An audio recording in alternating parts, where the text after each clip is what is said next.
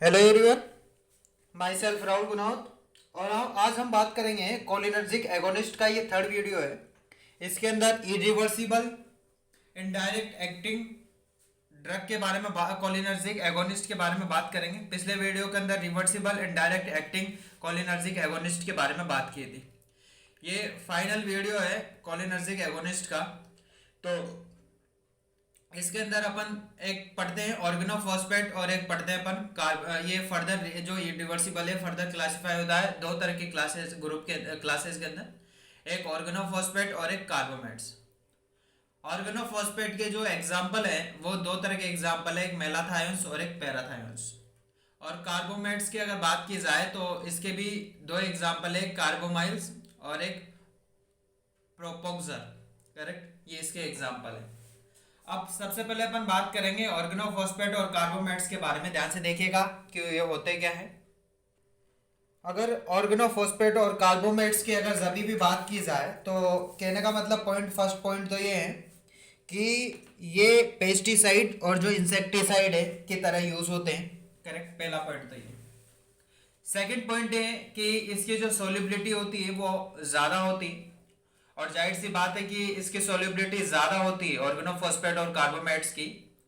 इसकी वजह से ये जो फार्मर्स होते हैं मेनली उनकी बॉडी के अंदर एंटर कर जाते हैं उनकी स्किन के थ्रू। करेक्ट, और जब बॉडी के अंदर एंटर कर जाते हैं जिसकी वजह से क्या हो जाता है कि उनकी बॉडी के अंदर एसिटाइल कोलिन है, इसका कंसंट्रेशन है और बढ़ जाता है।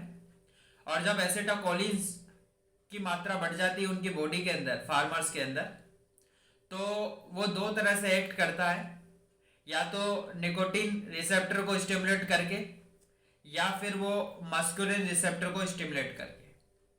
अब ये जो मस्कुलिन रिसेप्टर है ये भी डिफरेंट तरह से एक्ट करता है। जैसे मान लो कि अगर M1 पे एक्ट करता है तो जिसकी वजह से HCl का सेक्रेशन बढ़ जाएगा। M2 रिसेप्टर पे अगर एक्ट करता है जिसकी वजह से हार्ट रेट और BP है वो घट जाएगी। और अगर M3 रिसेप्टर पे एक्ट करता है, मतलब इसके अंदर क्या होगा कि M3 रिसेप्टर पे डिफरेंट ऑर्गन्स पे लोकेटेड होता है M3 रिसेप्टर।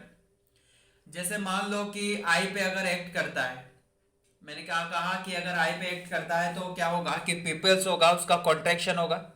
और पीपल्स का जब कॉन्ट्रैक्शन होगा जिसकी वजह से क्या होता है कि पिन पॉइंट पीपल्स हो जाएगा। करेक्ट। सेकेंड है ग्लैंड पे एक्ट करके सेक्रेशन को बढ़ा देगा। थर्ड कंडीशन है कि जीआईटी पे एक्ट करके एक्ट करेगा तो डायरिया कंडीशन हो जाएगी।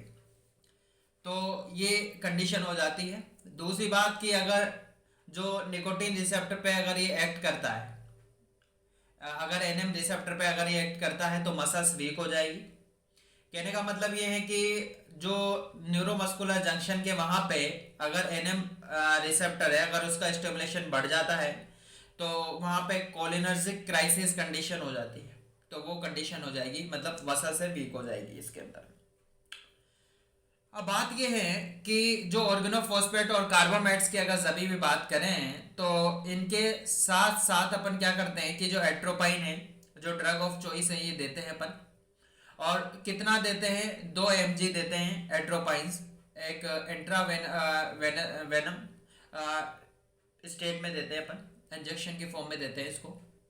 और ये कब देते हैं ये अभी मैं बताऊंगा आगे कि 5 से 10 मिनट तक रिपीट करते हैं ये 10 मिनट के अंदर।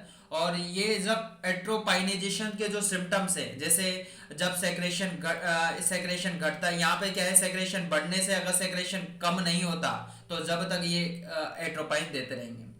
दूसरी कंडीशन है, दूसरी कंडीशन अपन देखेंगे माइड्रेटिस। इसके अंदर क्या होता है माइड्रेटिस के अंदर कि कोई भी किसी भी तरह के अगर इसके अंदर बोले तो जो पिपल्स जो कॉन्ट्रैक्ट हो रखी है, तो वो पिपल्स जब कॉन्ट्रैक्ट हो रखी है तो वो कॉन्ट्रैक्शन से जब तक वो डायलेट नहीं हो पाएगी जब तक हम एट्रोपाइन से देते रहेंगे 5 से 10 मिनट तक। तीसरी कंडीशन है ट्रेकिकार्डिया कंडीशन। मतलब जब अपन मतलब ब्रेडिकार्डिया जब हार्ट रेट कम थी तो कम हार्ट रेट से जब तक ज्यादा हार्ट रेट नहीं हो जाती तब तक हम ये एट्रोपाइन ये कंडीशन देते रहेंगे। तो ये साइन ऑफ एट्रोपाइनाइजेशन जब तक नहीं दिखे जब तक अपन ये एट्रोपाइन देते रहेंगे। अब मैंने वैसे बता दिया है, अब थ्योरेटिकल में देख लेते हैं कि एट्रोपाइन्स के जो साइंस है वो के कौन कौन से साइन है, ध्यान से देखिएगा। तो ये एट्रोपाइन के साइन है, जैसे सेक्रेशन है, अगर जब बढ़ रहा था तो बढ़ने से जब तक कम नहीं होता तब तक ये हम एट्रोपाइन देते रहेंगे। सेकंड माइग्रेटिस कॉन्ट्रैक्शन, यहाँ पे जब कॉन्ट्रैक्शन हो रहा है तो कॉन्ट्रैक्शन होने से, यहाँ पे पीपल्स के अंदर कॉन्ट्रैक्शन हो रहा है तो पीपल्स का कॉन्ट्रैक्शन होने से जब तक पीपल्स का डायलेट नहीं होता तब तक हम ये एट्रोपाइन देते रहेंगे।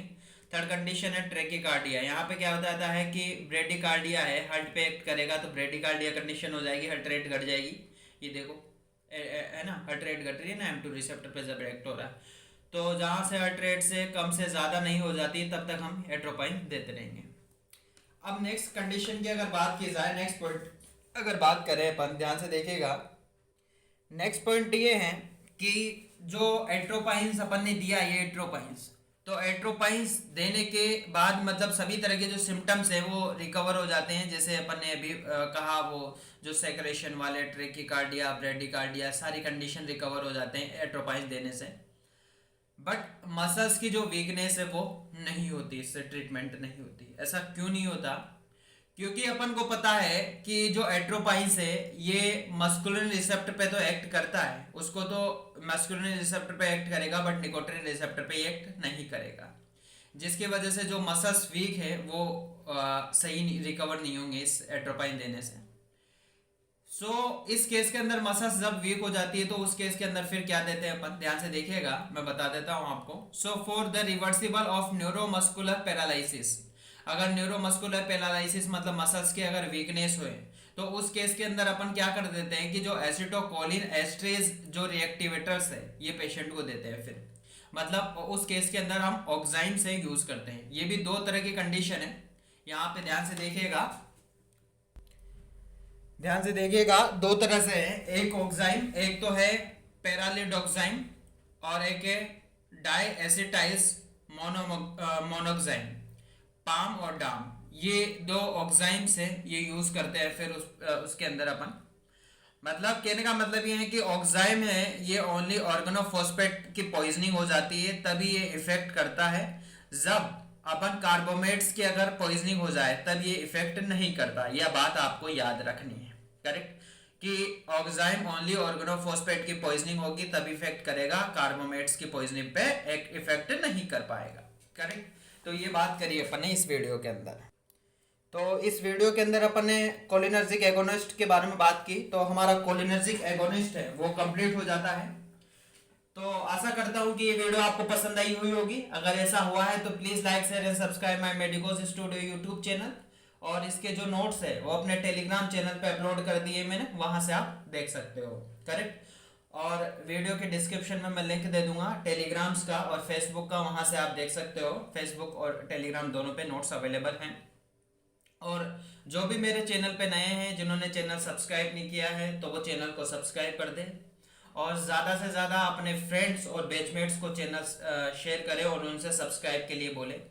आप लोग जितना ज़्यादा शेयर करेंगे चैनल्स को और जितना ज़्यादा मतलब वीडियो की डिमांड बढ़ेगी, मतलब मैं उतना ही ज़्यादा मतलब आपके लिए वीडियो बनाने की कोशिश करूँगा, करेक्ट। Thank you.